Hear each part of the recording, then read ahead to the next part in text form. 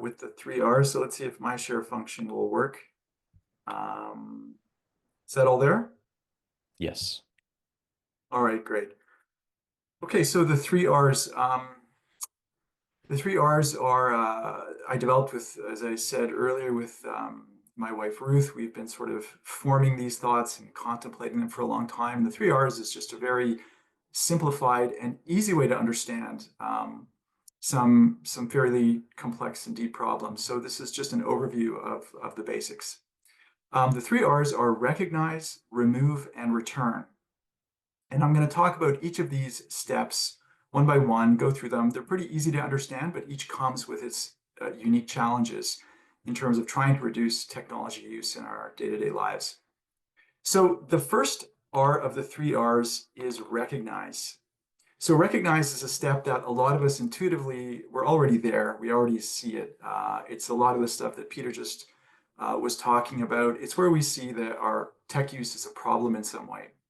And we feel we have to do something to fix it. So maybe we're spending too much time on our smartphone and we're feeling really scattered and our concentration doesn't feel right. Maybe we're addicted to a social media app. Maybe we're just spending too much time on devices. Maybe our device use is okay, but it's just too much time. And we've been disconnected from nature and the real world out there. So it's a very easy to understand step for most people. And you could say it's a problem approach. You're simply asking what technologies are having a negative impact on me. And then typically you start to look for strategies to meet the problem. So if the smartphone is making you distracted, well, maybe switch to a dumb phone or a light phone. If your social media app makes you feel addicted, then delete the app. So it's just, you've got a problem, you've got a solution. So for what it's worth, it's an okay strategy. And for a lot of people, that might be all that you need. Like if you just meet your particular unique problems, whatever they are, with the right strategy, that might be all you need. But there's some weaknesses with this approach. One problem with the problem approach is that it's reactive. You're always playing catch up. So the problem arises, you notice your addiction or whatever it is, and then you think, I don't like this, I have to do something. But by that time, you're probably so entangled that it's a lot harder then to actually resolve the issue. So you have to work a lot harder to get away from the technology or to replace it with something. The other difficulty is, and I think this is really unique to technology, is that even when a strategy works, because new tech is always emerging and emerging really fast, it creates new problems. And so, we think we dealt with that social media issue or that particular device when suddenly there's, AI arrives or a more powerful form of AI or, whatever the next thing is going to be. So I think there are limitations to this problem strategy approach to addressing technology. Other writers in this field, other digital minimalists, people like Cal Newport, for example, often go to a deeper level in terms of managing technology and our own deeper level in terms of the kinds of things that Ruth and I have written about. Our own deeper level, I would say, is a more relational model. So earlier I said how a lot of our formative thoughts about this started on this couch we inherited from my grandmother years ago when we first started a family. And as I was saying, at that time, we would just sit on this couch at the end of the day and just talk about our lives. We talk about our marriage. We would talk about our new baby, who was, just like an infant, 1 year old. We would talk about our friends, our relatives, the community around us, and our concerns about technology. And in particular, as Ruth was mentioning earlier, this perception that even like back in 2007, which is when the first iPhone came out, you could see people were getting really absorbed in this technology. And even in a social setting, their head would be leaning down, looking at their phone and not looking at others. And so we immediately realized this thing is interfering with relationships. And for us, this was so important because we had a child. And we thought, well, what's going to happen to this baby in 10 years, 2017, when she's a teenager? And actually, we now know what happened to a whole generation of youth by 2017. If you haven't read Jonathan Haidt's The Anxious Generation, you should take a look at it or read his Substack After Babel. We've had a whole mental health crisis which Jonathan Haidt persuasively argues has been a result of much of our device use, overuse, and certain kinds of social media. So way back in 2007, we were already thinking about in simpler ways the relational impacts of technology, and we realized that the warning sign for us that technology was getting in the way of relationships was separation. And I want to talk about that a little bit right now. But let me, before I get to that, so I just briefly mention that the relational model I've been describing, what it focuses on is integrity and commitment in relationships. So whereas the problem approach asks, what's the problem with my technology and what's my strategy to fix it? The relational model asks, is anything interfering with my integrity and commitment in my relationships, whether as a parent, as a spouse, as a friend, as an employee maybe, or in other situations? And in the relational model, separation is the warning sign before the problem emerges. So when you're focused on relationships and you prioritize them, when you say, look, the people around me matter, and you could do this whether you're an extrovert or even if you're an introvert, relationships still matter. You still depend on them. And having integrity in a relationship still matters. You start to notice that problems arise when people stop communicating, when they start to turn away from each other. This could be due to technology, or it could be due to other kinds of things. So this model is not a specifically tech-specific model, but it's a broader vision of life. And I kind of describe it a little bit like a radar system, where because you just naturally cultivate the idea that, look, people matter, my relationships matter, I need to demonstrate integrity in these relationships, I need to show people that I'm there for them when I'm there with them. Then you've got this radar which sends you signals when maybe something's off in yourself or off in others, and you can make quick adjustments before the problem becomes a large, difficult, and insoluble problem. So this relational model, which kind of emerged naturally out of our own experience, is still the one that we primarily practice today, and it's the one that's informed a lot of our thinking and insights. So that's the first step of the 3Rs. It's recognize. It's having a means to recognize when the problem is a problem, either through the problem strategy approach or through a depth approach, whether it's a relational model or maybe some other depth model that helps you to see things and anticipate things before they start to become real issues. The second step of the 3Rs is remove, and this refers to removing technology from our lives in a physical sense. So this would be removing it from your living space wherever possible and minimizing it in your home space. I really like what Peter mentioned about that, the sense that his interior space, I'm not sure how you said it, Peter, but it was kind of like when you started to fast, you emphasized the importance of doing it in your home because you wanted to create a new feeling in the home. It's almost like you're trying to create a new form of psychological or mental conditioning in the home, whereas previously the home was associated with be on technology. You wanted your home to be associated with I'm not on technology. So to the extent possible, removing tech from different rooms in your home or different living spaces is a critical part of this. And it's not just because of the pull. The pull is a big part of it, but there are other negative impacts that tech has just by being around us. So there's this phenomenon you might have heard about in electricity called vampire electricity, where if you've got something like a TV set plugged into a power bar, even if the TV set is turned off, but the power bar is turned on, it's still sucking and draining some electricity. And that's why people tell us you should turn off your power bars, your power strips, so that you don't have this vampire electricity draining you and costing you money. Well, I have a similar sort of concept, which I would call vampire cognition. Others have called it brain drain, but I like vampire cognition. It's a handier term to describe what I think is really happening. Researchers have found that the mere presence of your smartphone, so just having it with you, let's say it's on the coffee table in front of you, even right now, even powered off, the very presence of a device that we habitually use has a negative impact on our cognitive performance when we're doing something else, most prominently on attention and on memory.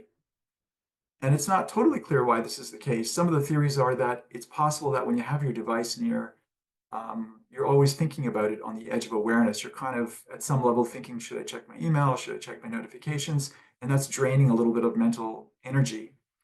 Another theory is that maybe even if you're not thinking of the device, part of your mind has to expend energy to suppress thinking about it. So whatever the cause, this vampire cognition or brain drain is always present to some degree, not necessarily a big degree for everybody. It does vary from person to person, but it's there. Then the other thing to keep in mind is that as technology accelerates and advances, there are going to be more power cords that are being plugged into us, metaphorically, so to speak. So it's not stopping with the smartphone. It's not stopping with AI. It's going to keep going. We watched the movie The Matrix recently for maybe the second or third time. If you haven't seen it, probably most people have seen it. But there's this great scene where Neo wakes up and he realizes he's plugged into this huge computer, and he's got all these power cords plugged into him.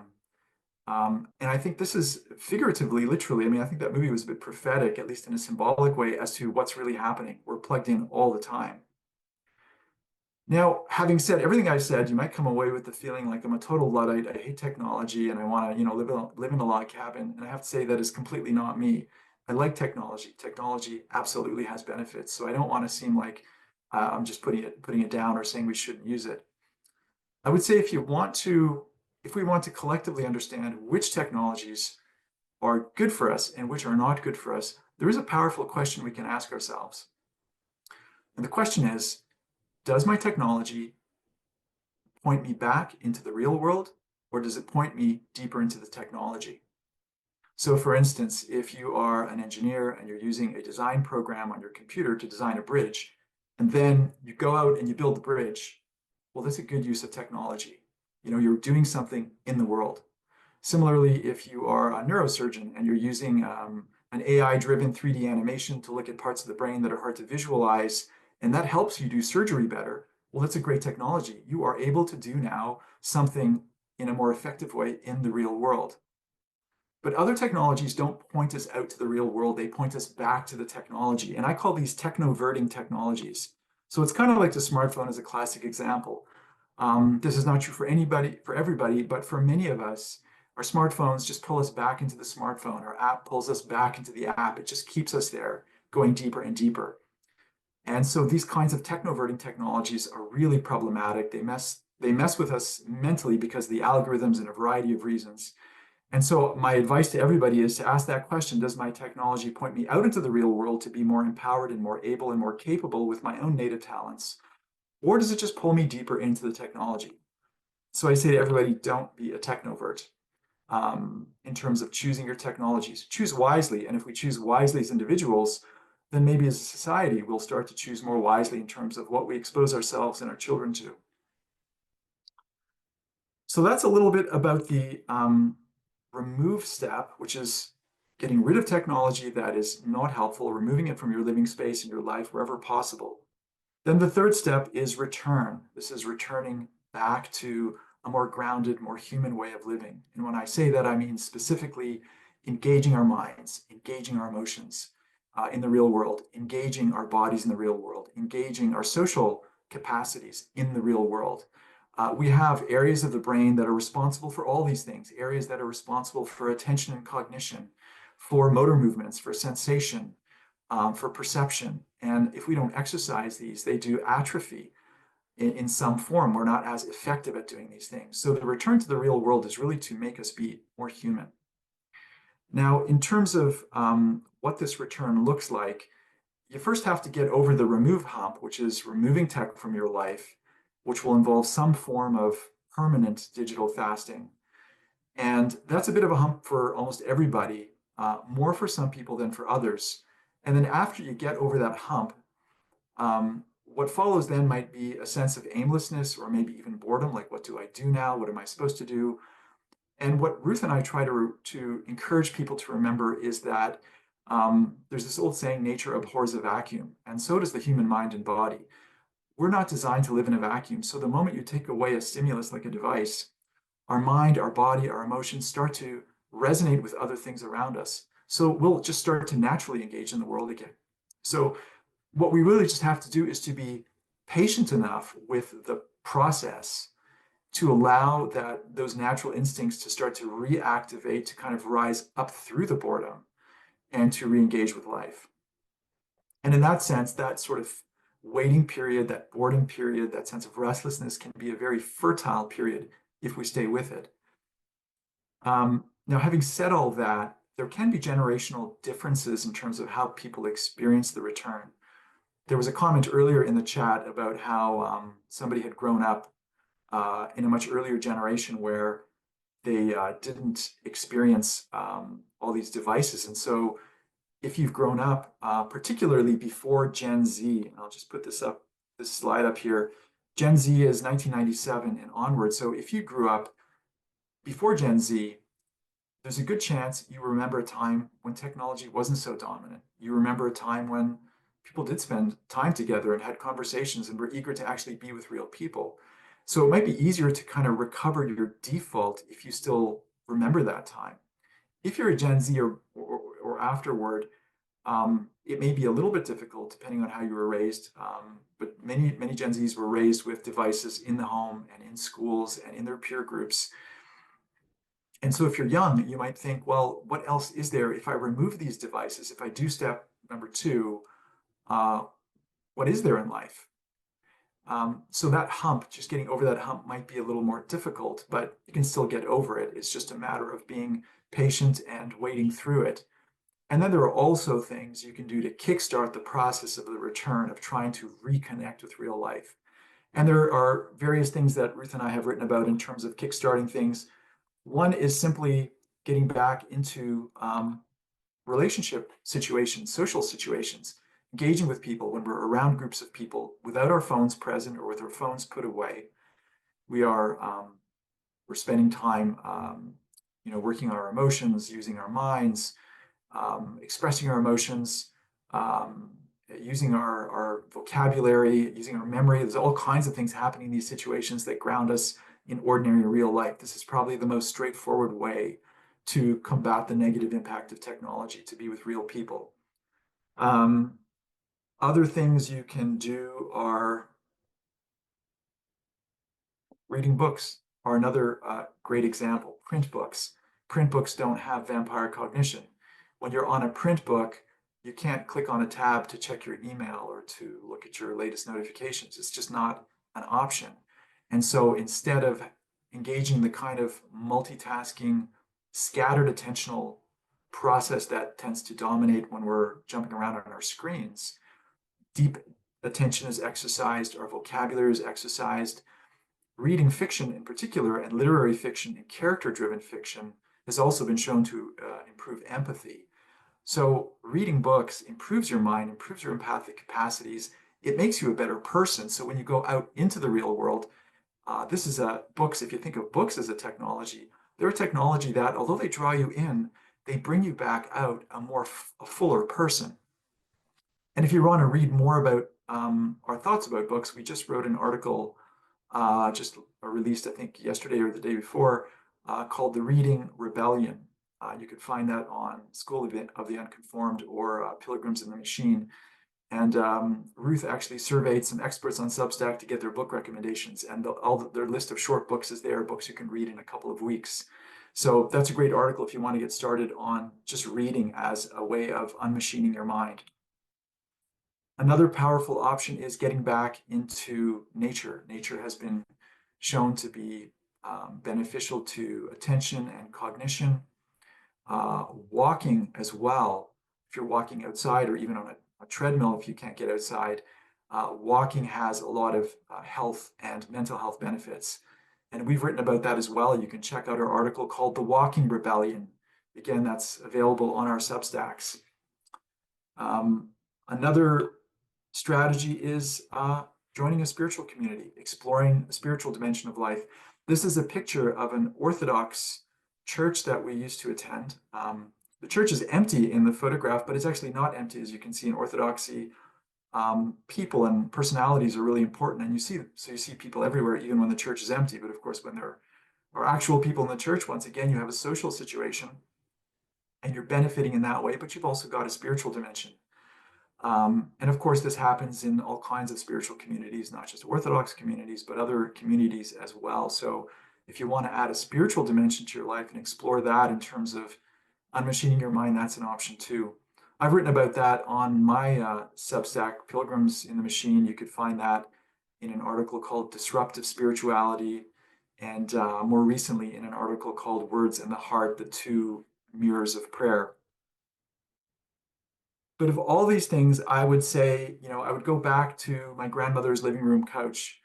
Um, I would go back to people who are getting together in close relationships, whether it's marriage or close relationships, or if they have a baby, a parent-child relationship. It's in relationships that we most pull away from technology. And there's something else I think that relationships do for us. They decenter us from ourselves. When we're with another person and we're giving them our attention, we're giving them our focus, we're taking ourselves out of ourselves and putting ourselves into another person. We're seeing the world through their eyes. We're hearing about their experiences. That transforms us. And if the other person is doing the same thing, if they're also doing that, then they're decentering themselves. And if you have a society of people, right, you start in your own family, you start in your own marriage, in your own relationship with your own children. If you can do that hard work and you extend it out into your community, if everybody is doing that, then you've got a powerful, powerful tool for keeping people, for using technology minimally and for cultivating what it really means to be human. And all of this brings us back to recognize, of course, as I talked earlier, our model is fundamentally a relational model that prioritizes relational aspects of life. And so that's the recognize piece. And although I've described these three steps in sequence, recognize, remove, return, as you practice them in life, you're really going back and forth between them because you never get any of them right. You never get any of them perfect. And so there's a bit of moving back and forth, and each one helps you to shed insights on the others and will strengthen your commitment. At least that's been our experience in terms of following this model. So I think that's everything I have to say in terms of the 3 Rs. I hope that's been helpful. And if you have any questions, just let me know.